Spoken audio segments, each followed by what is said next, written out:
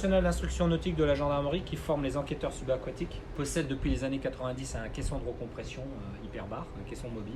Il a été fabriqué par la Comex, qui est une entreprise bien connue, pionnière dans la plongée profonde. Donc depuis 1990, il équipe le centre. Il est monté sur un porteur, donc sur un camion. C'est un avantage parce que ça nous permet de nous projeter avec ce type de caisson sur des missions bien spécifiques en plus de la formation. Il pèse environ 3 tonnes.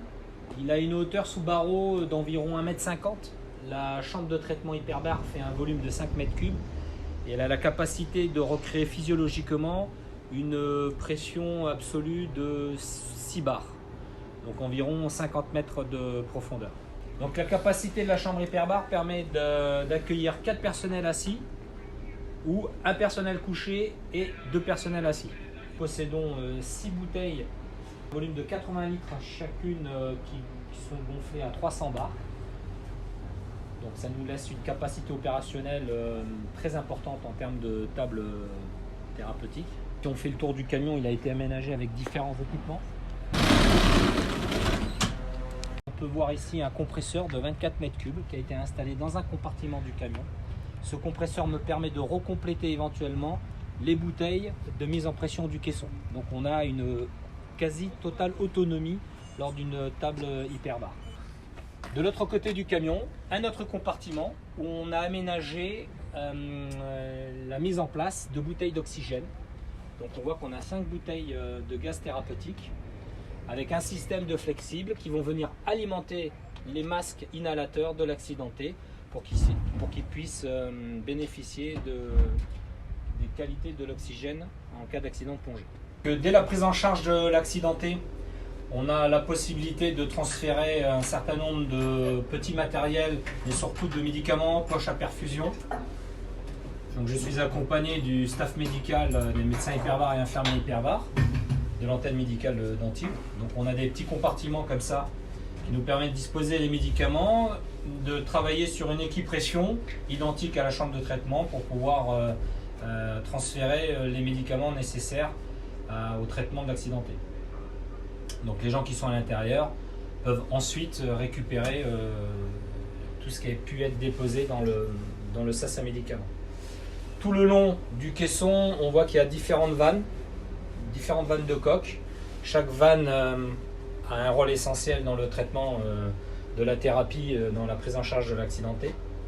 On peut piloter le caisson hyperbar de deux manières, soit de manière manuelle avec ces différentes vannes de coque, ou avec l'ordinateur qu'on peut trouver ici en son milieu. Donc on a un pupitre de communication, un pupitre avec un outil informatique où on a pu intégrer différentes tables hyperbar pour le traitement de l'accidenté. Donc en fonction du diagnostic du médecin hyperbar, on va pouvoir opter pour tel type de traitement et c'est l'ordinateur qui va mettre en pression le caisson hyperbar et effectuer les différents paliers qui peuvent durer plus de 6 heures. On a différentes électrovannes qui sont situées au-dessus du caisson et ici, avec un système électronique. Les vannes s'ouvrent et se ferment et permet d'injecter ou échapper de l'air pour maintenir le caisson à la bonne pression. La chambre de traitement vient à peu près jusqu'à ce niveau-là, jusqu'à cette soudure. Et puis à partir d'ici jusqu'à l'autre extrémité, vous avez le sas des accompagnateurs. C'est un sas à personnel qui permet d'effectuer des relèves. Ainsi, l'accidenté n'est jamais seul pendant plusieurs heures. On va jouer sur les différentes pressions pour pouvoir faire cette relève de personnel.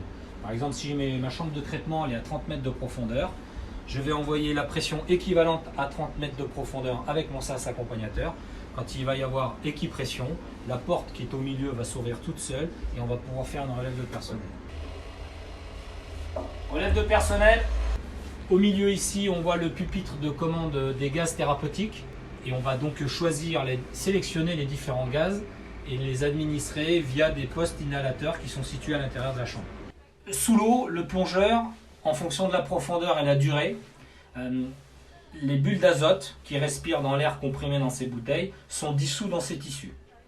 Donc tant que c'est dissous dans les tissus, il n'y a pas de problème.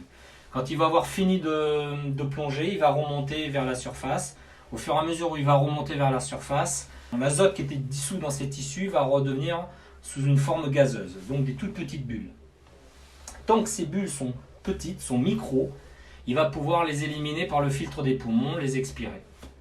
par l'expiration. Le problème, c'est que s'il remonte trop vite ou s'il ne fait pas les paliers nécessaires à cette élimination de cet azote, la bulle va devenir trop grosse et on imagine bien qu'une bulle trop grosse dans l'organisme va créer des dégâts.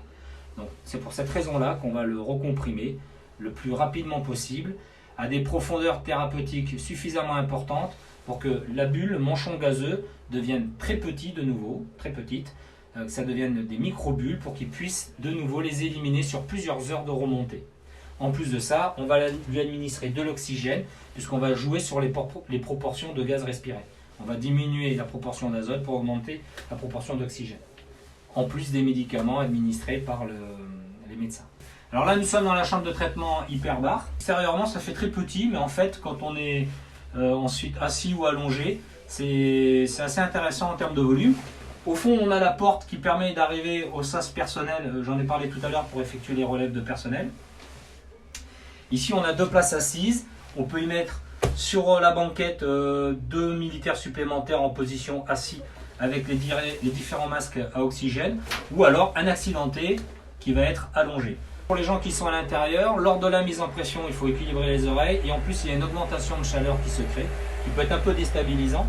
A l'inverse, au cours de la remontée, si la remontée est plus ou moins rapide, la détente de l'air fait que la chute de la température va se faire ressentir de manière significative. Donc à l'issue d'un accident de plongée, une fois que le traitement est terminé dans le caisson hyperbare du CNING, évidemment, il va être évacué via notre ambulance ou par hélicoptère jusqu'au centre hospitalier le plus proche équipé d'un caisson hyperbare. Alors pour nous, ça va être ou l'hôpital militaire Sainte-Anne à Toulon ou l'hôpital Pasteur à Nice, puisqu'il va être de nouveau examiné et éventuellement il refera plusieurs tables hyperbares dans le cadre de son traitement et pour sa reconsolidation à venir. Au CNING, on réalise minimum 2 entraînements par semaine avec le staff médical. C'est très important parce qu'il faut qu'ils aient l'habitude de techniquer médicalement sous atmosphère hyperbare. Et puis, bien que nous soyons en ambiance sèche, nous pouvons, à partir de 18, 20 jusqu'à 30 mètres sans problème, ressentir la narcose au même titre qu'on peut la ressentir sous l'eau. Donc une sorte d'ivresse des profondeurs. Donc on peut bien comprendre que pour poser une voix, faire des différents soins, il faut absolument s'entraîner régulièrement, ce qu'on fait minimum 2 fois par semaine sur Antibes. Donc avant de vous dire au revoir, nous sommes très souvent sur Port-Galis. Donc si vous passez dans le secteur, vous êtes les bienvenus. On se fera un plaisir de vous expliquer comment le caisson hyperbare fonctionne et vous le faire visiter. Merci à tous d'avoir regardé cette vidéo. Nous espérons que ce reportage vous a plu et nous souhaitons remercier les gendarmes du Centre national d'instruction nautique de la gendarmerie d'Antibes pour leur accueil et pour nous avoir fait découvrir leurs équipements. À bientôt.